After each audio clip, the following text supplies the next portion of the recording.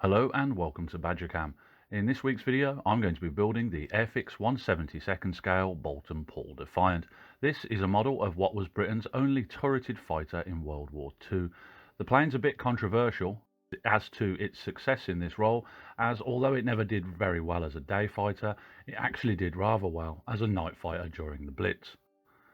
Anyway, let's get into the kit. In the box you get a decal guide, full colour instructions, decals to make two versions of the plane, and the sprues to make the plane. A quick look at the sprues, they all look nice and crisp, with good detail and minimal flash to clean up. Onto the build. As per, first thing to do is the cockpit.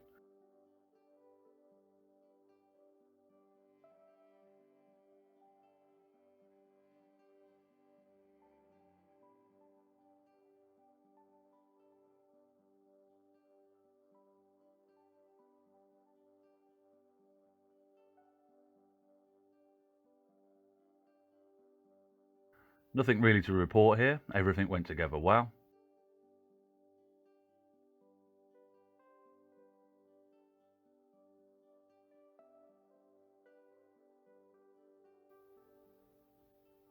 Cockpit in, it's time to add the ring that will hold the turret later on.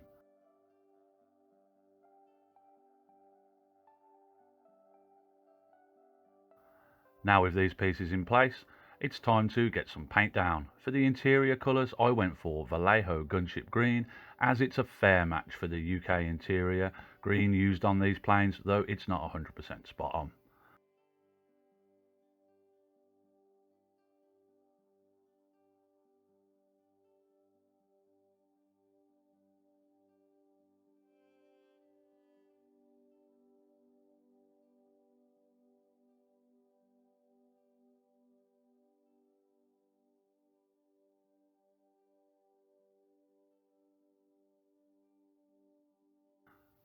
While that's drying, it's time to do the main wings.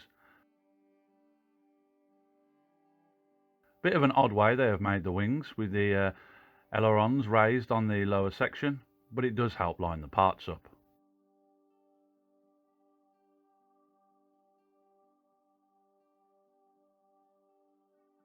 With the cockpit dry and the control panel's decal added and pilot added, it's time to join the two main fuselage sections together.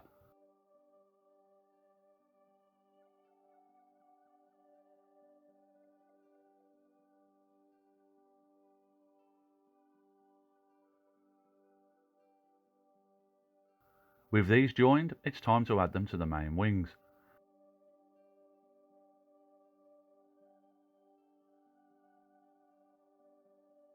Before adding a rear section to the fuselage and touching up some of the interior green on these bits.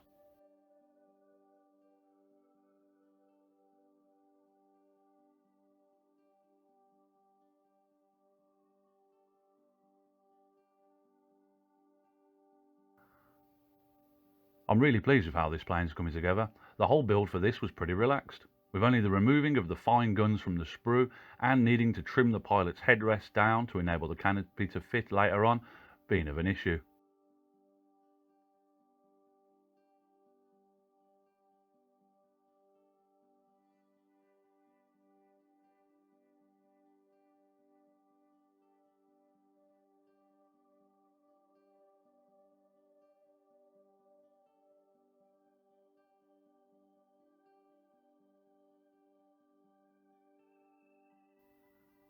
Next up, it's time to add the undercarriage.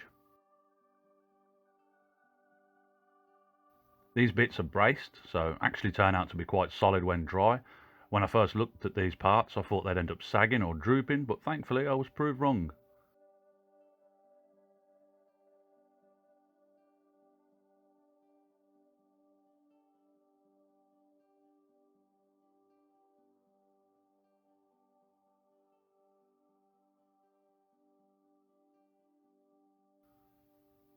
Undercarriage on, it's time to build the turret. I didn't film this section of the build as it was a bit fiddly to build. I think this was the only part of the build I had any issue with, as the guns, like I mentioned earlier, are really delicate. Though it suggests not gluing these bits in and allowing them to move up and down, I opted to just glue them in place. With that done, it's just a case of adding the propeller and exhausts.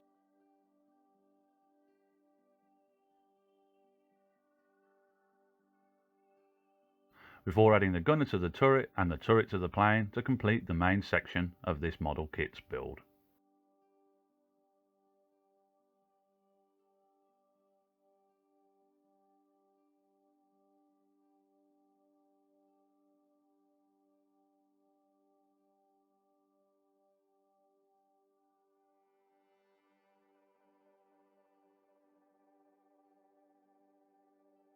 Now onto the painting. As you can see, I've already done the first coat.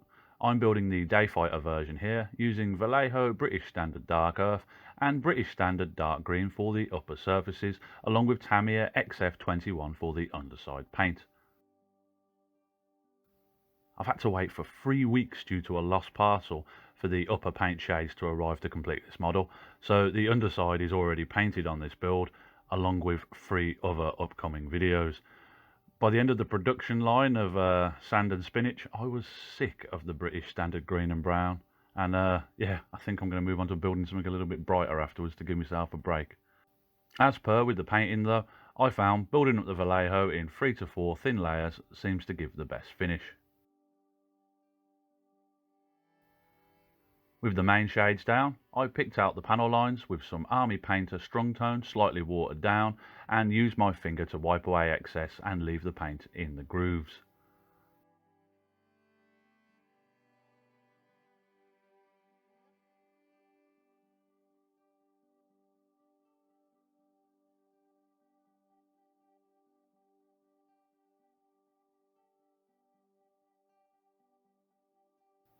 Panel lines done, it's time to add the decals.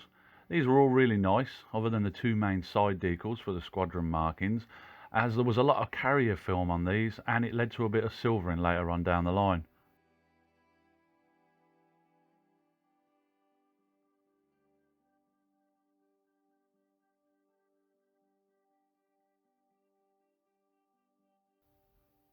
But with that done, it was just a case of adding a little light weathering to blend the whole thing together, and this is the finished model.